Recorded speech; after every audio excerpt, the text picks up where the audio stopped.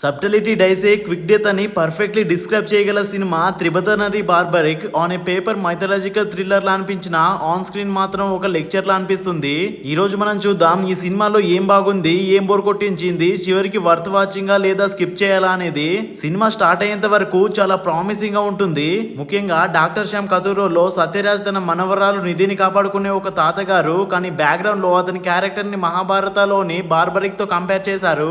నిధి miss అయిన తర్వాత తన ప్రొటెక్టివ్ ఇన్స్టింక్ట్ తో విజిలెంట్ గా మారతాడు. ఈ సర్చ్ లో ఒక కానిస్టేబుల్ తో కలిసి మిస్టరీని సాల్వ్ చేయడం స్టార్ట్ అవుతుంది. అదే సమయంలో రామ్ అండ్ దేవ్ అనే ఇద్దరు క్విక్ మనీ కోసం క్రైమ్ లోకి దిగి ప్యారలల్ స్టోరీ కూడా ఉంటుంది.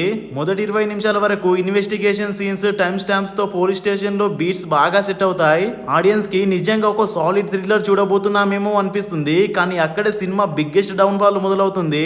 శ్రీవస్త గారు ఒక బలమైన కాన్సెప్ట్ తీసుకున్నారు, కానీ దాన్ని ప్రెజెంట్ చేయడంలో ఎక్కువ ఓవర్ ఎక్స్ప్లెయిన్ చేశారు. మైథలాజికల్ అండర్ స్టోన్స్ ని సబ్ టెక్స్ట్ గా వదిలేయాలి, కానీ ప్రతి సీన్స్ లో ఆడియన్స్ కి బలవంతంగా ఇదే బార్బరిక్ కనెక్షన్ అని చెప్తారు. సత్యరాజ్ లిటరల్లీ బార్బరిక్ వేషంలో కూర్చుని ఎవిల్ డోర్స్ ని ఎలిమినేట్ చేయాలని ప్లానింగ్ చేయడం చాలా ఓవర్ ద టాప్ అనిపిస్తుంది. థ్రిల్లర్ కి అవసరమైన టెన్షన్, సబ్టిలిటీ పోయి ఒక ఫిలాసఫీ లెక్చర్ లా మారుతుంది. ఇది ఎందుకు పెద్ద మైనస్ అంటే థ్రిల్లర్స్ ఎప్పుడు సబ్ టెక్స్ట్ మీద థ్రైవ్ అవుతాయి. మీరు విక్రమ్ వేదాలోని ఫోల్క్ టేక్ రిఫరెన్స్ ని సబ్టల్ గా తీసుకుంటే ఆడియన్స్ కనెక్ట్ అవుతుంది, కానీ ఇక్కడ డైరెక్ట్ గా లౌడ్ గా చెప్తున్నందువల్ల సస్పెన్స్ బిల్డ్ కావడం లేదు. పర్ఫార్మెన్సెస్ విషయానికి వస్తే సత్యరాజ్ గారి ప్రెజెన్స్ ఎప్పటిలాగే స్ట్రాంగ్ గా ఉంటుంది. గ్రాండ్ ఫాదర్ గా చూపిన అఫెక్షన్స్ లో నిజంగా వార్మ్త్ ఉంది, కానీ మనకు ఆయన పెయిన్, అర్జెన్సీ అస్సలు ఫీల్ కావడం లేదు. ఎందుకంటే రైటింగ్ లో డెప్త్ లేకపోవడం. ఫిజియాట్రీ యాంగిల్ కూడా చాలా సూపర్ఫిషియల్ గా చూపించారు. తెలుగు థ్రిల్లర్స్ లో మెంటల్ హెల్త్ ప్రొఫెషనల్స్ ని జస్ట్ ప్రాప్ లా యూజ్ చేసే సమస్య ఇది కూడా రిపీట్ అయింది.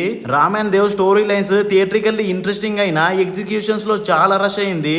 క్యారెక్టర్స్ ని హ్యూమనైజ్ చేయకుండా కేవలం బుల్లెట్స్ పాయింట్స్ లో చూపించినట్టుంది. మోరల్ గ్రేట్నెస్ ని స్లో బర్న్ గా బిల్డ్ చేయాలి, కానీ స్క్రీన్ ప్లే వెంటనే నెక్స్ట్ స్టెప్ కి పుష్ చేసేస్తుంది. ఇక ఉదయభాను మ్యాటర్ ఇంకో మిస్టరీ. నెగిటివ్ రోల్ అని ప్రమోట్ చేశారు, కానీ స్క్రీన్ ప్రెజెన్స్ లేకుండా వ్యానిష్ అయిపోతుంది. దాంతో ఆడియన్స్ కి ఇది ఎందుకు క్యాస్ట్ చేశారు అన్న డౌట్ మాత్రమే మిగిలిపోతుంది. టెక్నికల్లీ కూడా మూవీ ఇంప్రెస్ చేయలేకపోయింది. మ్యూజిక్ బై ఇన్ఫ్యూషన్ బ్యాండ్ మాత్రం డీసెంట్ గా ఉంది. కొన్ని సీన్స్ కి మూడ్ క్రియేట్ చేసింది, కానీ సినిమాటోగ్రఫీ, ఎడిటింగ్ చాలా basic. Endless mid shots, close up వల్ల ఒక ప్రాపర్ సినిమాటిక్ ఫీల్ రావడం లేదు. డైరెక్టర్ పాలిష్ మీద కాన్సన్ట్రేట్ అయ్యారేమో, కానీ సినిమా ఇంపాక్ట్ మాత్రం జీరో. ఓవరాల్ గా త్రిబతనాథరి బార్బరిక్ కి ఒక స్ట్రాంగ్ అంబిషన్ ఉంది. గ్రాండ్ ఫాదర్ చేసింగ్ కిడ్నాపర్స్ అనే కాన్సెప్ట్ తో మైథలాజికల్ లేయర్ కలిపితే రాస్టెన్స్ థ్రిల్లర్ మూవీ కావాల్సింది, కానీ ఎండ్ రిజల్ట్ ఒక ఫిలాసఫీ లెక్చర్ లా మారిపోయింది. ఒక లైన్ లో చెప్పాలంటే ఐడియా బలంగా ఉంది, కానీ ఎగ్జిక్యూషన్ డెడ్ బోరింగ్. మీకు ఎక్స్పెరిమెంటల్ సినిమా మీద పేషెంట్ అండ్ ఎక్కువ ఫిలాసఫీ హ్యాండిల్ చేయగలిగితే, ఇంట్రెస్ట్ ఉంటే ఒకసారి చూడొచ్చు, లేకపోతే ఈ థ్రిల్లర్ ని మిస్ అవ్వడం మంచిది. దీనికి నా రేటింగ్ వచ్చేసి 2/5.